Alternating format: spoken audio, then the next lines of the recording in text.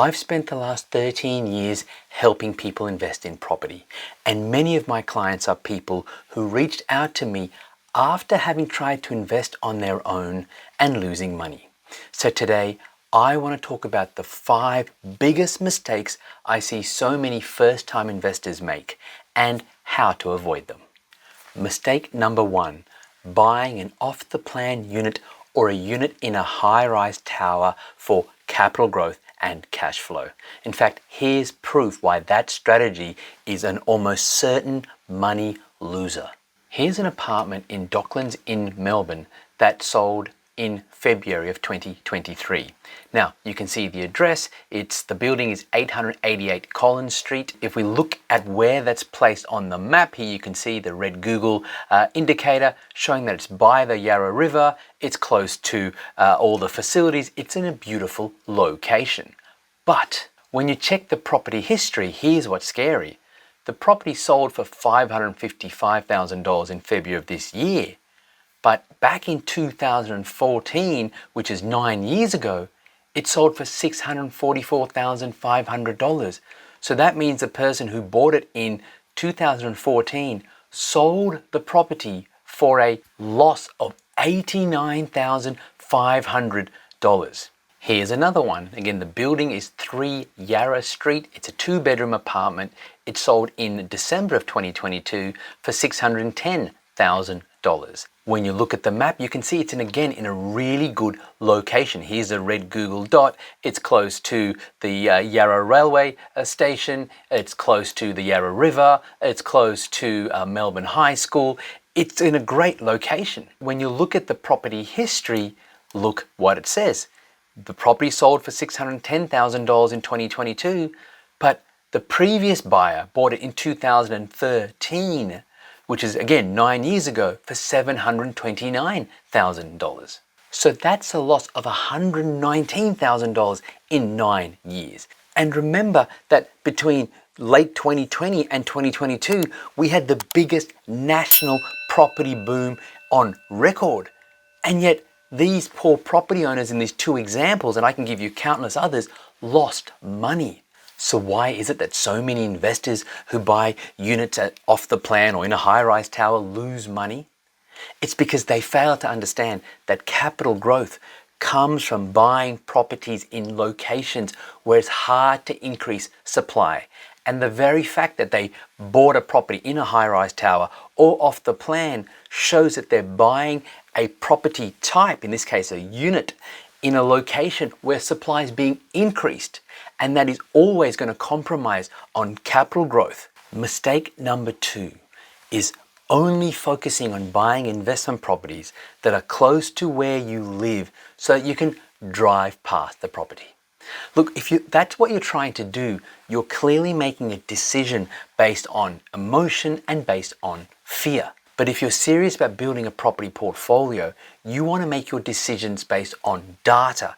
You want to find the best areas to invest in all around Australia. And it's never been easier in 2023, okay? And sure, you could be concerned about, well, what if I can't get the property rented?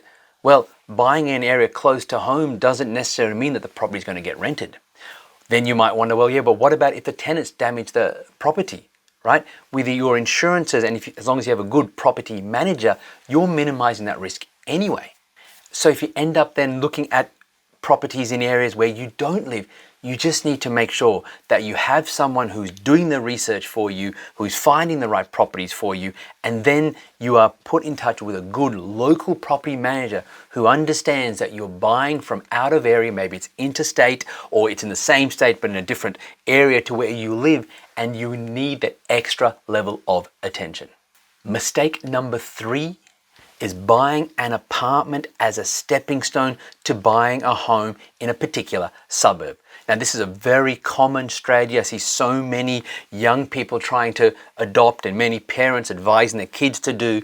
But let me show you why it's a strategy that is almost never ever going to work. Let's assume you're looking at a suburb where the average house price is $1 million, and maybe that's out of reach. So you think then that it's a good idea to buy an apartment in that very same suburb and then use it as a stepping stone. And let's say the apartment is now priced at $600,000. Okay? Now, what happens then if the apartment grows by 10%? Well, 10% on $600,000 is $60,000, and your apartment's now worth $660,000. You'd be feeling pretty happy about that. But what happens if, because you bought in the same suburb, the house price also grows by 10%? Now, the home has gone from $1 million to $1.1 million. So when you started, the apartment you bought was $600,000, the house you wanted to buy was $1 million, there was a $400,000 difference. Now, after 1 year, the apartment is worth $660,000 and the house is worth $1.1 million, even though both rose by the same amount. So the difference has gone from $400,000 to $440,000.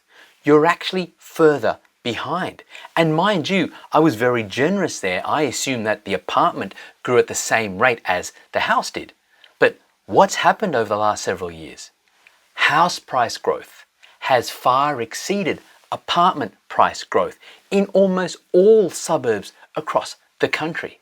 So therefore, if you think you can buy an apartment as a stepping stone to buying your own home, that's a strategy that's going to leave you further and further behind.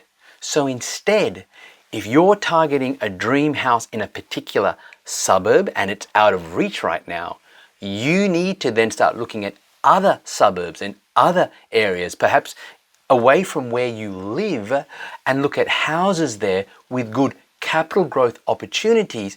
And what you want to be targeting is areas that are going to outperform the area that you want to ultimately live in, so you get more capital growth and can then maybe sell those properties or refinance those properties and come back and buy your own dream home.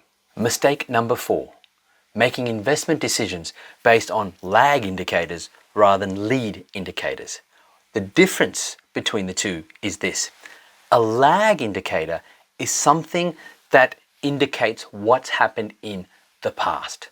So when you see what's being reported in the media right now about how much property prices have fallen, right? That showed you what's happened from a certain point in time until now.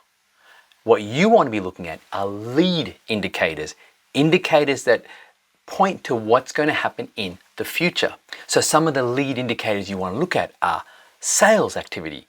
Is sales activity increasing in a particular suburb? Is the average time on market or the average days on market starting to reduce? Are vendors now needing to take a smaller and smaller discount to be able to sell their property? Are more people looking to buy property in that particular area to actually live in than properties that are available? Now, when you start looking at these lead indicators, it starts to show you what's going to happen in the future. Are prices set to rise, or are prices going to keep falling? And the answers to these questions will differ based on every single suburb. But when you start doing your research based on lead indicators, you start to get ahead of the curve. You stop making decisions based on outdated data and start to find opportunities that you can capitalize on, rather than being in a situation that so many people are, where they take this wait and see approach. And then when they finally realize, oh, the market is rising, they realize they've missed out on so much capital growth. Mistake number 5, not checking the vacancy rate. Look, the biggest concern most property investors have, and you might as well, is if you buy a property, what happens if it doesn't rent? And will your property get rented quickly? And the only way to know the answers to that question is by checking the vacancy rate, checking the demand from tenants for the type of property that you're looking to buy. Now, of course, as I record this, there is no doubt that we are in a national rental crisis, and there are many areas where there are way more tenants looking for properties to rent than properties that are available. But you want to look at whether that's likely to continue, right? Because there's no point buying a property now that gets rented now, and that's great. But then in 2 years' time, because you didn't check the supply and demand metrics, there's a lot more supply coming on board, or people are moving out of the area, one or the other, and now you're left with a property that you can't get rented. So you want to look at the vacancy rate, but you also want to look at the trend of the vacancy rate. And then as a bonus, you want to look at, well, are more people looking to move into the area or are they moving out? And is there more supply coming on or not? And these are the factors that will then point to your ability to keep your property rented and keep getting good rental returns and stronger rental returns well into the future. Hi, it's Nero here again, and thanks so much for watching. If you like what you saw and you're looking for a proven recipe, a blueprint on how to build a property portfolio that gives you passive income, then click the link below this video and get a copy of my book, Wake Up Wealthier, How to Build a Property Portfolio that pays you an income each and every month. Okay, when you click the link and you download your book, you can get both the digital version and the audio version in case you don't like reading.